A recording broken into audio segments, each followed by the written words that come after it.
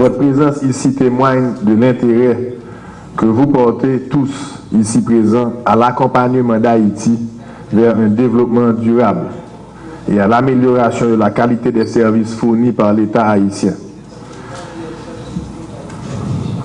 J'aimerais remercier particulièrement Luis Alberto Moreno pour le support inconditionnel de son organisation envers Haïti, et ceci depuis plusieurs années. Merci, Monsieur le Président. Je voudrais aussi saluer ton engagement vers mon pays, ton engagement personnel et les liens d'amitié que tu as su tisser avec les dirigeants haïtiens. L'appui fourni par la BID au gouvernement haïtien mérite d'être souligné. La qualité des interventions mises en œuvre, le volume d'aide externe fourni, mais aussi le professionnalisme dont fait preuve vos équipes, Monsieur le Président. Ceci témoigne de la connaissance profonde du terrain et des enjeux locaux et de l'engagement inconditionnel en faveur d'un développement dirigé par et pour les Haïtiens. Avec cette patience, humilité, vous nous avez épaulés au quotidien, tout en procédant à ce transfert de capacités techniques si important pour la pérennité du développement en Haïti. C'est de ce type de partenariat dont Haïti a besoin, et je ne cesserai de le répéter durant tout mon mandat.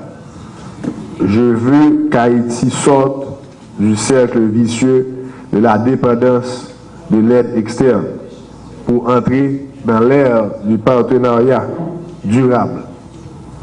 Nos partenaires doivent nous accompagner dans cette ferme conviction que le développement économique et social d'Haïti ne se fera qu'à travers une réaffirmation rapide du leadership gouvernemental sur la gestion de l'aide.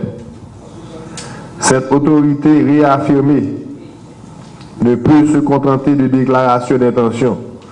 Elle doit se traduire de la part de nos partenaires internationaux par des actions concrètes de coordination, de dialogue permanent avec le gouvernement, et de la part du gouvernement par des actions concrètes de suivi et de supervision. C'est notre responsabilité donc mutuelle. Président Luis Alberto Moreno, vos équipes locales travaillent d'arrache-pied pour faire la différence et je vous en remercie. J'aimerais à ce égard saluer le leadership de M. Eduardo Almeida et lui renouveler mon appréciation pour le travail déjà effectué. Continuons d'œuvrer ensemble à la refondation d'Haïti, à relever les nombreux défis et le faire tête ensemble, main dans la main. Le changement est en cours, il est tangible et j'en suis fier. Haïti est désormais engagé sur la voie du développement. Mais ce développement doit se faire de manière juste, équilibrée, et j'insiste, juste, équilibrée et saine. Sachez que le plan d'action du gouvernement est fin prêt et que nous vous le présenterons prochainement. Nous savons tous que la tâche est si importante qu'il faut s'armer de patience et de patience continue. Sous le leadership du président Michel Martelly et avec sa confiance, le gouvernement haïtien avance de manière unie sur plusieurs fronts. Refondation économique, refondation institutionnelle, refondation territoriale, refondation sociale. Cette vision est en cours de matérialisation et pour cela, j'en suis fier. Le gouvernement haïtien a commencé à prendre des dispositions qui permettent d'engager Haïti sur la voie de la modernité.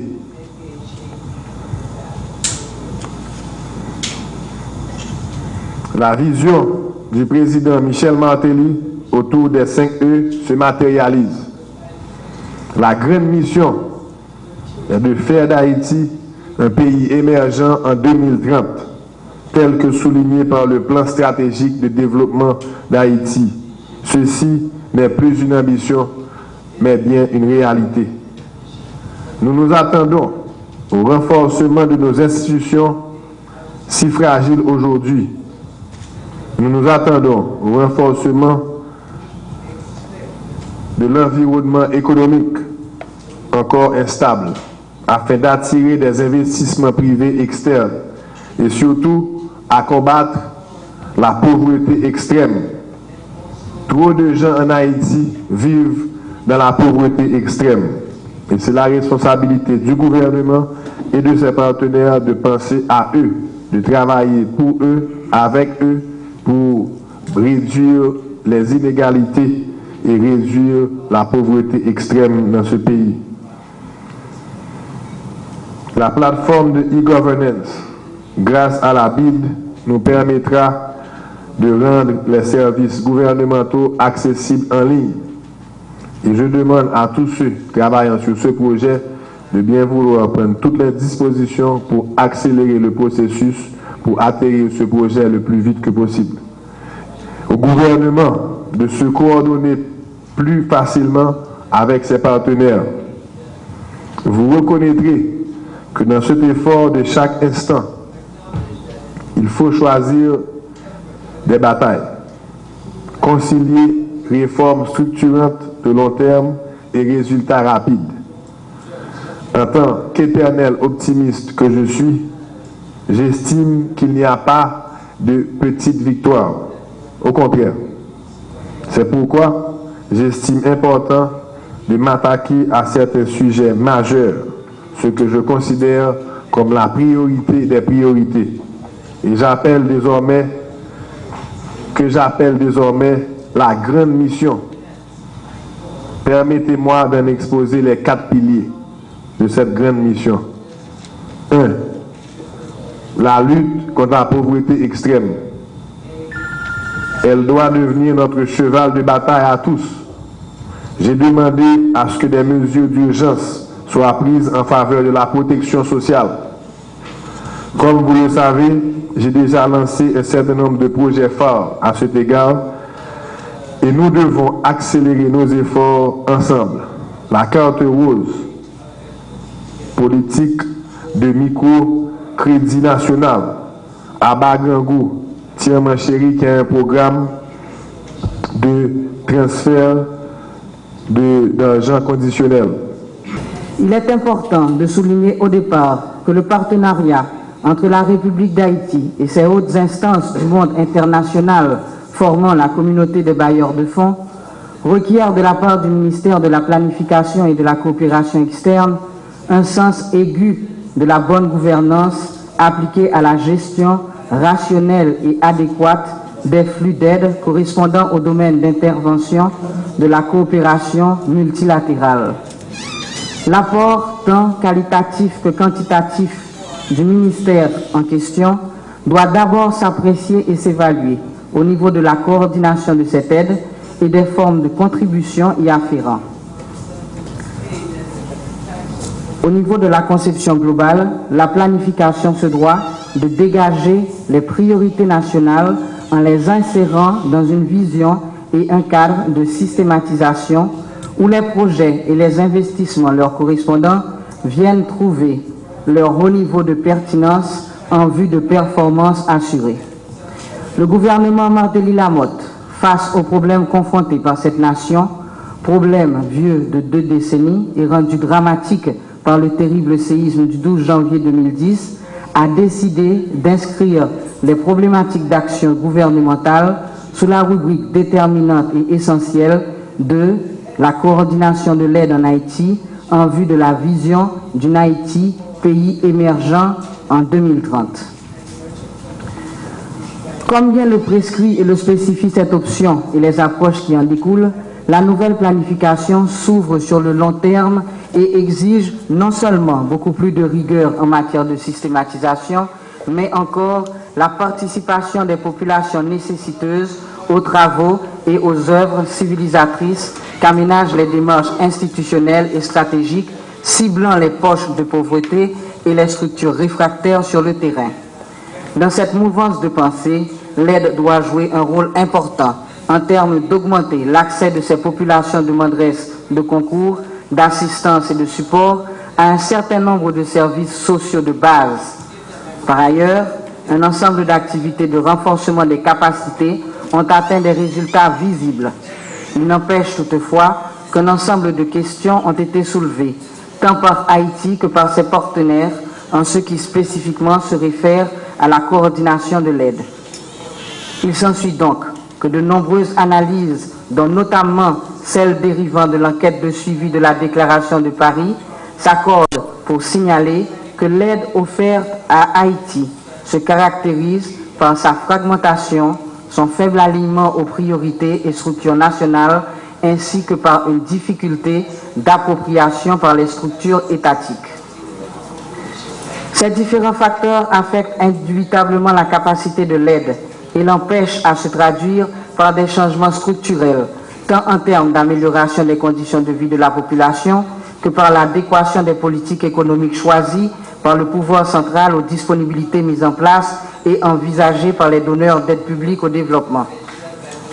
Il va de soi qu'une gestion plus efficace de l'aide internationale passe en grande partie par la mise en place d'un cadre de coordination qui permette au gouvernement, premièrement, d'informer ses partenaires de ses priorités pour davantage d'alignement. Deuxièmement, suivre et orienter la mise en œuvre de programmes appuyés par les partenaires internationaux publics comme non publics. Troisièmement, établir un dialogue entre les principaux partenaires de l'aide permettant l'identification de solutions à des possibles goulots d'étranglement ainsi que des actions prioritaires pour catalyser les résultats de l'aide internationale. Et, quatrièmement, promouvoir l'harmonisation et la coordination entre les partenaires, ainsi que la cohérence de leurs approches et programmes.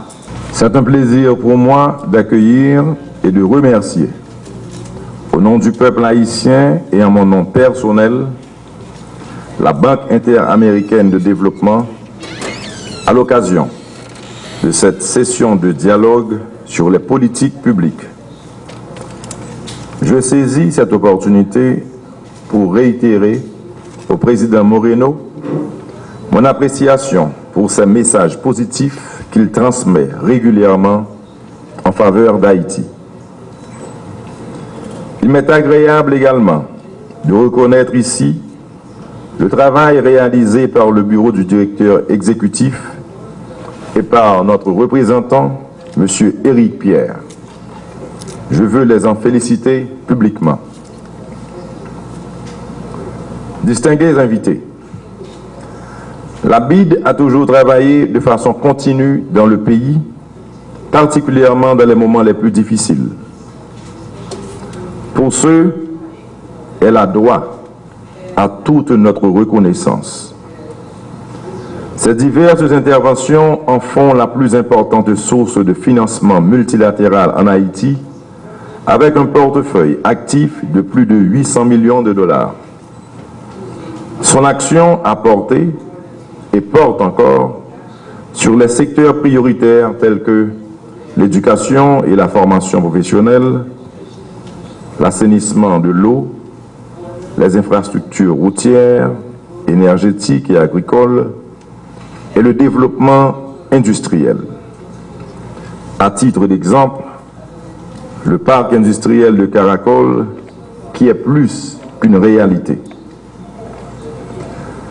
La BID ne se contente pas d'utiliser ses propres ressources pour financer nos projets, mais elle effectue un lobbying actif auprès des pays membres et d'autres institutions internationales pour obtenir des ressources de cofinancement en faveur d'Haïti.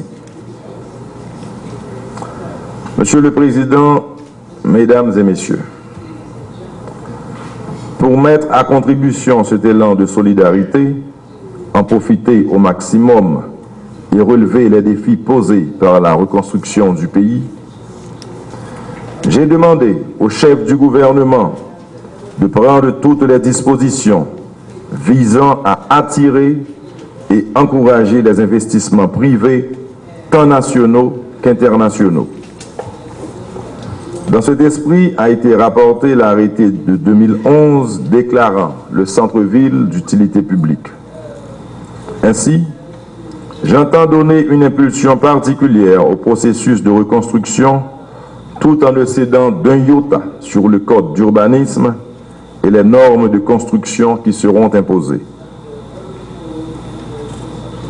Je renouvelle ma détermination à poursuivre la politique de dialogue et de recherche de consensus, d'autant plus que la situation politique se stabilise chaque jour davantage. Petit à petit, les institutions se consolident, comme en témoigne la promulgation des amendements constitutionnels, la formation et l'installation du Conseil supérieur du pouvoir judiciaire et la formation incessamment du Conseil électoral permanent.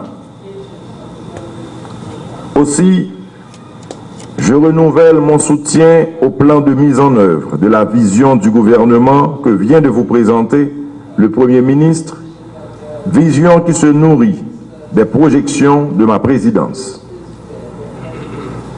Les résultats des travaux de révision de portefeuille dénotent bien les progrès enregistrés dans l'exécution des projets.